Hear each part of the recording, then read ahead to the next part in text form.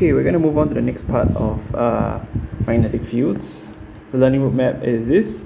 How do magnetic field lines, magnetic field patterns respond, or basically how does the magnetic field respond to magnetic materials? Okay, when you bring a magnetic material near it, what happens, right? So we're going to revisit magnetic induction now with our newfound knowledge of magnetic field. Okay, and look at what is actually going on. Why do the domains realign? What does it have to do with magnetic fields? Okay, and then after that, we're going to learn about some of these applications of magnetic fields and magnetic materials. There are two main applications that are in your textbook: magnetic shielding and magnetic keepers. Okay, so first one, how do magnetic field lines respond to magnetic materials? Let's look at that. Okay, so let's say I have a magnetic material here. Say it's an iron bar. An iron bar, reminder, is a soft magnetic material. A soft magnetic material means the domains can align themselves really quickly. Quite well, and they also unalign themselves when it's brought away from the magnet, right? So it's a temporary magnet. So this is an iron bar. Okay, so currently it is not magnetized. The domains are pointing in random directions. Okay, say I have a magnet. Okay, what do you remember what the magnetic field around a magnet looks like? Okay, it'll look like this. Okay, so the magnetic field looks like this. So what happens when I bring the iron bar close to the magnet? Okay, we already know that the magnetic domains will be affected by the magnet's magnetic effect, and then they will align. But why? So now, with our newfound knowledge of magnetic fields, let's take a look. So when you bring the bar into the magnetic field, right? So actually it has a lot to do with the magnetic field, isn't it? So when you bring it into the magnetic field, what happens? Can you see now that because it's in the magnetic field, the domains will realign to follow the direction of the magnetic field under the influence of the magnetic field? Okay, so you bring it close, and then this happens. Okay, so again, so I bring it close, and then they will realign, and then this will happen. Okay, so when they realign, all the domains will realign because of the influence of the magnetic field, because it's placed inside the magnetic field. When they are realigned, this thing becomes like a magnet, and then the magnetic fields around this is exactly the same as you would get as a north and south pole magnet, right, which we did in the previous video, right? So between the north and south pole magnet, you will see the magnetic field lines will go like this, and then north to south. If you do a plotting compass, you get exactly this. So everything will be here, and then this whole thing behaves like a magnet, so you get magnetic field outside. So that's how this induced magnetism happens. It's really because when you bring it into the region of the magnetic field, then it will realign, it will become a magnet, and then the magnetic field patterns will form around it as if this was a magnet. That is also why this part becomes a north pole and it becomes attractive, because it sets up its own magnetic field here. Okay, I hope that's clear. So really, that is what's happening in magnetic induction now with your newfound knowledge of magnetic fields. Okay, so what are its applications? There are two main applications. One is magnetic shielding. Okay, so so the magnetic field lines from the north pole will pass through the iron container instead. Okay, so let's say you have this is an iron container that you put inside something that you don't want to something that would spoil or be damaged if it is put in a magnetic field. So something that is sensitive to magnetic field. So you put something inside this iron container. Why does this iron container help prevent it from experiencing any form of magnetic field?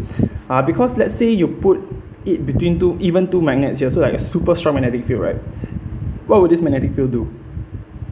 When this iron container is brought into the magnetic field, the domains will realign, right? So the domains will realign, and then they'll start pointing in a certain direction. In this case, because the shape is like that, they can only point this way lah. So they can all turn the point this way. Okay, because it's a loop. because of the material's shape. So they'll all turn to point this way and then eventually come out. Okay, something like this. Okay, so all the magnetic field lines, just like you saw in this picture, they will kind of all converge into the material, right? They will all converge into the material because of the magnetic domains. Similarly, even in this, they will start to all pass through the ion container instead of through the air through X. Okay, so they won't go through X, they'll pass through this material as this thing becomes an induced magnet. Okay, so the magnetic field lines will exit from the right hand side to the south pole. Okay, so this protects the equipment inside that are sensitive to magnetic fields when they are placed within the container. Okay, so this is called magnetic shielding. The other application is magnetic keepers.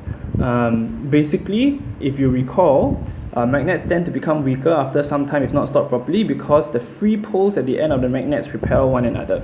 Do you remember when we were drawing, when we learned about magnets? So you would have the domains would look like this.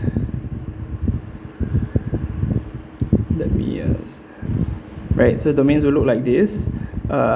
If you remember, this would like that, this would be like that, and this is like that, this is like that, this is like that. The general direction of domains. I talked about this at that time, and so you see the ends will kind of repel each other in the domain, the two ends, and that's actually why your magnetic field is circular in shape, right? Because towards the end, instead of going straight out, they will actually loop back. Okay, so because it's the ends of the poles, the free poles of the magnetic domains will repel each other. So here north and north they will repel, here south and south they will repel. Okay, so over time, right, because they are repelling, right, they might just repel more and more and more and more until they don't face each other. So basically over time it might just become like this, and then the magnetic effect will just become very, very weak.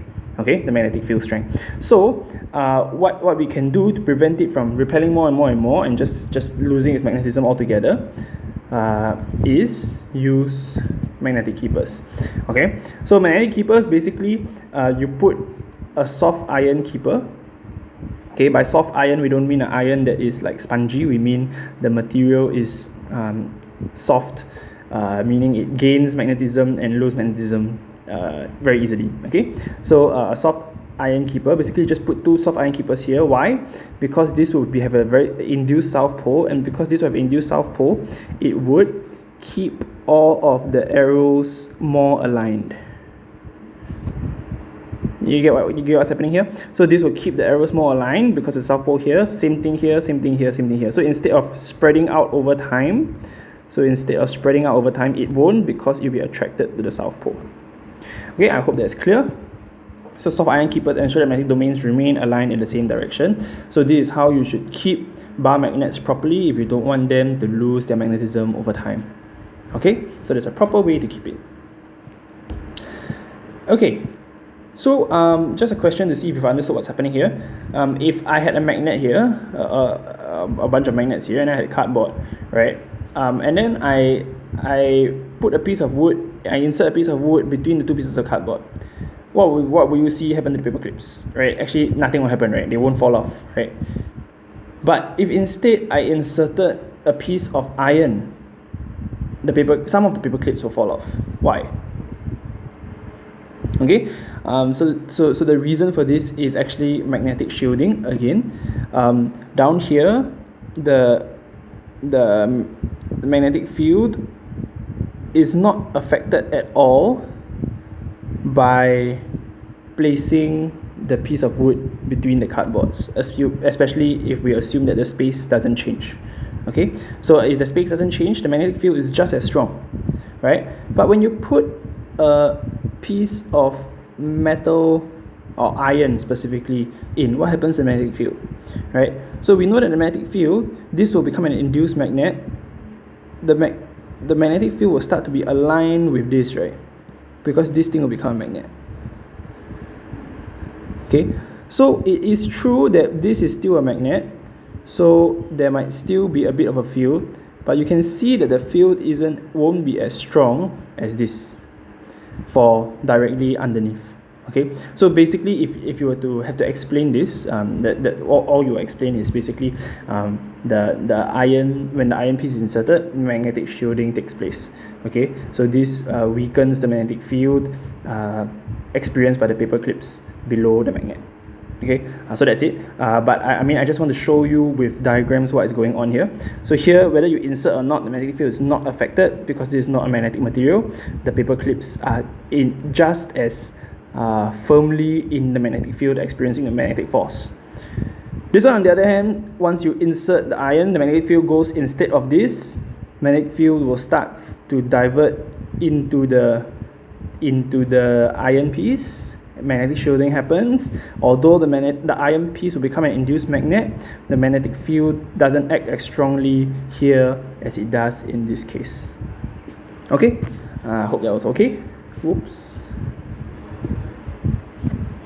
Okay, so your exit ticket, can you please draw this in your notes and answer this question when you submit your notes for this lesson. Okay, so draw the magnetic field lines between the pair of magnets and then indicate the direction that the compass needle points in. So this thing here is a compass. Show me where it will point. So would north be like this?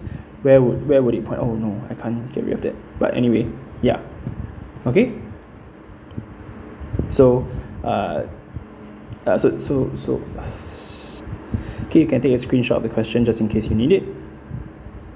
Alright, and then your homework, we've reached the end of magnetism, not electromagnetism yet, but just magnetism. So your homework is to complete the entire worksheet 18A, which you should have done quite a few of the questions already by now. Okay, so complete the rest of the entire worksheet 18A.